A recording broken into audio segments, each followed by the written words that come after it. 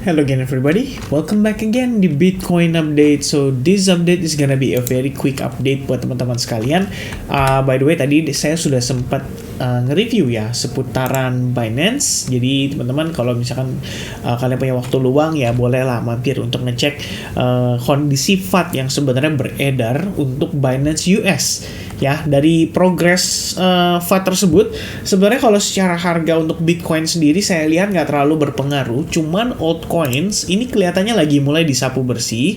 Dalam tanda kutip, kalau kita ngelihat dari price sectionnya Bitcoin Dominance, ini Bitcoin Dominance-nya nanjak lagi. Jadi ibaratnya dengan penguatan ini, di mana kondisi Bitcoin sebetulnya hanya konsolidasi, berarti kita tahu nih, ya ini bigger players, bigger investor itu lagi pada exit dari altcoins. Ya, mereka lagi pada bersih-bersih di altcoins.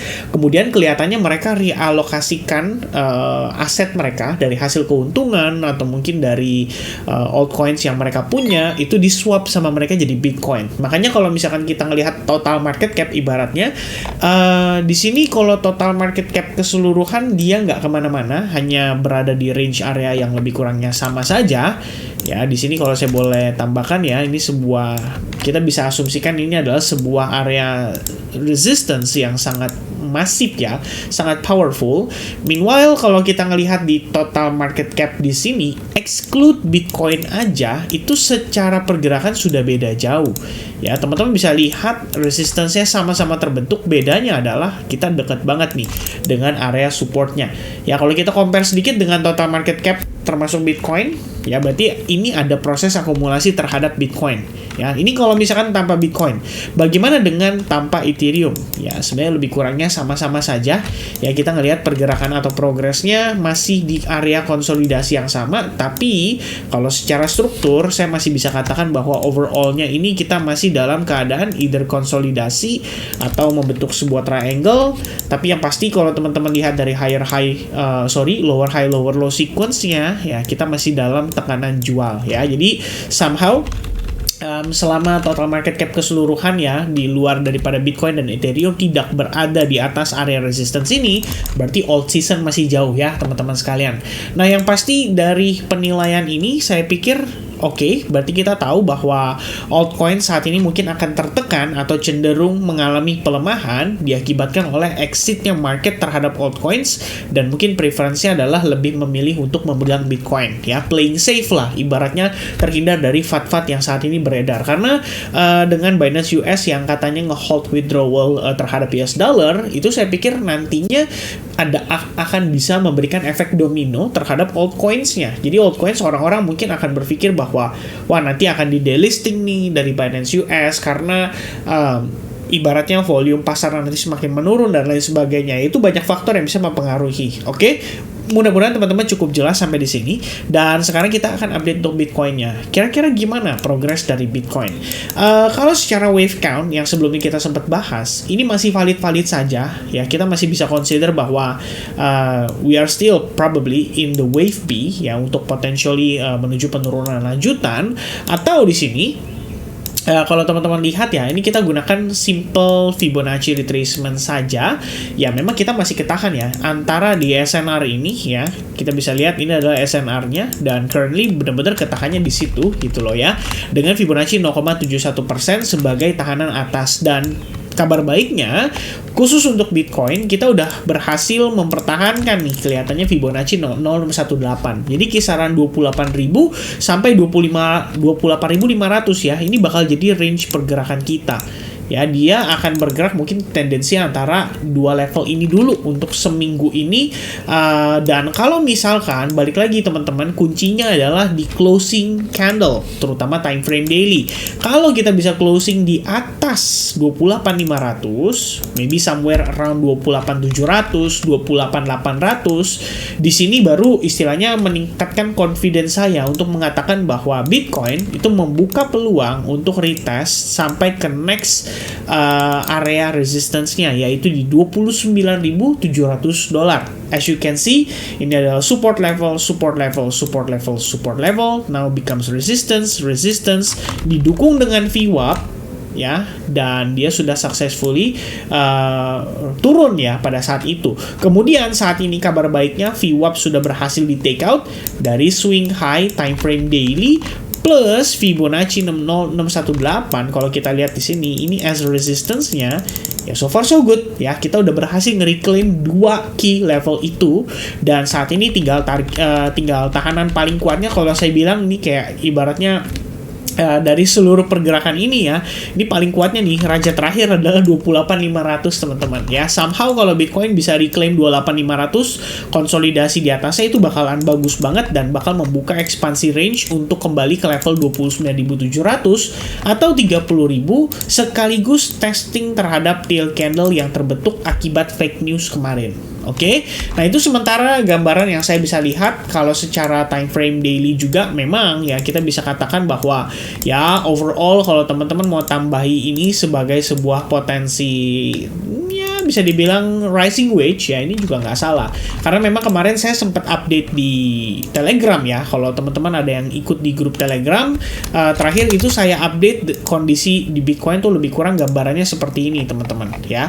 Seperti yang kalian lihat di chart saya, ini memang ada rising wedge, tapi kalau teman-teman lihat selama strukturnya bullish ya, once again struktur itu tidak boleh dilawan karena strukturlah yang bisa dibilang menjadi sebuah petunjuk dari apa yang sedang dilakukan oleh para bigger player saat ini. Dan buat saya cukup clear bahwa saat ini kita sudah ya secara closing candle ya, minimal kita sebetulnya sudah create higher high. Ya, jadi kalau misalkan memang nanti terjadi rejection, ya saya pikir wajar ya, dengan penguatan yang impulsif ini biasanya meninggalkan imbalances atau fair value gap yang memang bisa diisi dulu ya. Salah satunya di sini ada area order block yang mungkin bisa menjadi satu tahanan untuk support berikutnya. Plus, kalau teman-teman perhatikan, sebenarnya yang paling high probability itu di level berapa sih?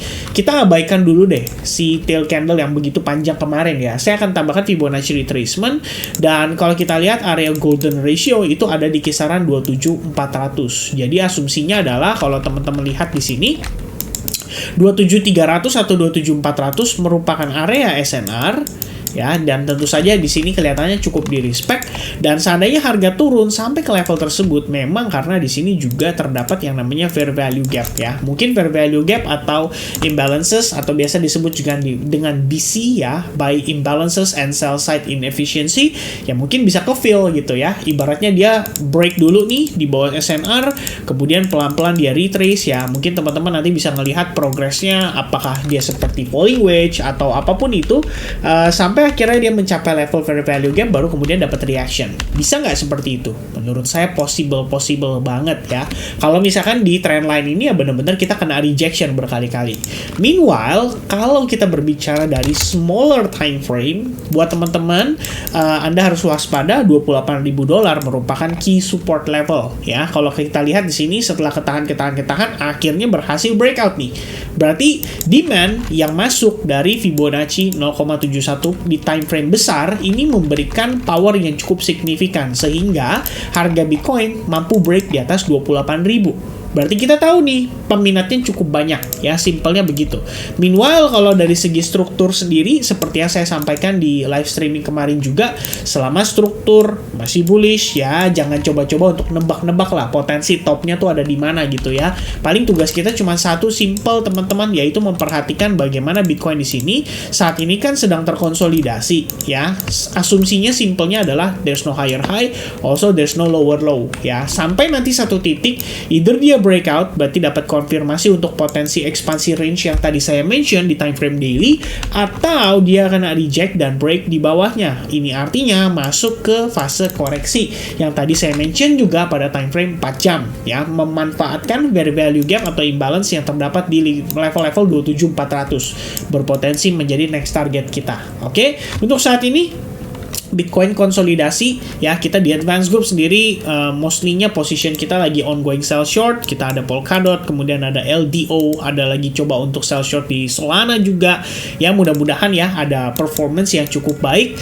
Kemarin personally saya sempat entry di Worldcoin ya, tapi saya decide untuk cut loss lebih early ketika saya lihat tadi pergerakannya naik impulsif dan mengalokasikan untuk sell short di altcoins yang lain. Jadi saya pikir ya ada banyak sekali peluang yang bisa dimanfaatkan memanfaatkan di tengah posisi Bitcoin yang walaupun hanya konsolidasi, tapi saya pikir kita as a trader ya bisa lah ya untuk cari aset yang lain, mempertimbangkan mencari peluang lain daripada aset-aset instrumen lain ya. Kalau teman-teman ada yang trading di forex market atau di stock market, ya itu juga bisa gitu ya, bisa dimanfaatkan. Oke, so sementara update saya seputar Bitcoin seperti itu. Conclusion dari saya adalah key level di 28.500 dan 28.000, breakout close candle di atas 28.500 membuka peluang ekspansi range sampai 29.750 bahkan 30.000 dolar. Dan kalau seandainya market masuk ke fase koreksi, maka kita bisa antisipasi level 27.400. Mengingat di level tersebut terdapat fair value gap di time frame 4 jam. Plus, kalau kita lihat dari daily-nya ya, ini bisa diasumsikan sebagai trendline yang berpotensi menjadi tahanan bawah. Dan itu kayaknya di level-level 27.300-an juga. Oke, so mudah-mudahan cukup jelas teman-teman sekalian. Thank you banget yang udah nonton video ini. Semoga informasi yang disampaikan bisa bermanfaat. Dan sampai jumpa kembali di update berikutnya. God bless buat teman-teman semuanya. Dan saya mau say thank you juga buat teman-teman yang udah support YouTube channel ini. Karena di previous live streaming saya sudah lihat mencapai lebih dari 250 likes button. Itu artinya saya ada hutang nih sama teman-teman untuk kita ngadain yang namanya altcoins ya di live streaming. Berikutnya kita akan ngebahas tentang seputar altcoins. Oke, so thank you very much. I'll see you guys again in the next update. God bless and have a nice day guys. Cheers. Bye bye.